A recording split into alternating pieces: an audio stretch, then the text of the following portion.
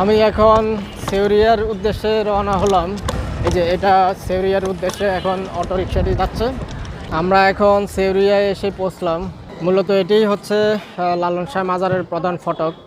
সেউরিয়ায় আসলে এখানে নামতে হয়। এখানে অনেক ধরনের জিনিসপত্রের দোকানপাট রয়েছে, বিভিন্ন সঙ্গীত রিলেটেড যন্ত্রপাতি এখানে রয়েছে। এখানে অনেক ধরনের মিষ্টান্ন রয়েছে। এখানে ঠিক পেছনে একটি লালনের মূর্তি রয়েছে। এদিকে মাঠ রয়েছে, মাঠের পেছনে রয়েছে দিঘি। মুরালটি বা ভাস্কর্যটি দেখতে পাচ্ছেন, এটি হচ্ছে লালনের ভাস্কর্য। এই যে আমার পিছনে যে মূর্তিটি দেখতে পাচ্ছেন, এই মূর্তিটি যথেষ্ট বড় এবং এখানে বাউল সম্রাট লালন শাহ একতারা হাতে দাঁড়িয়ে রয়েছে। এটি হচ্ছে কালীগঙ্গা গাং। এই গাংটি কালীগঙ্গা নদীর সাথে সংযুক্ত হয়েছে। এই যে এটাই হচ্ছে লালন সাইজির মাজার, এখানে তিনি ঘুমিয়ে আছেন। যে এটা হচ্ছে লালন একাডেমি ভবন। এখানে আরেক এই যে মুরালটি রয়েছে, এই মুরালটির পাশে মাজারের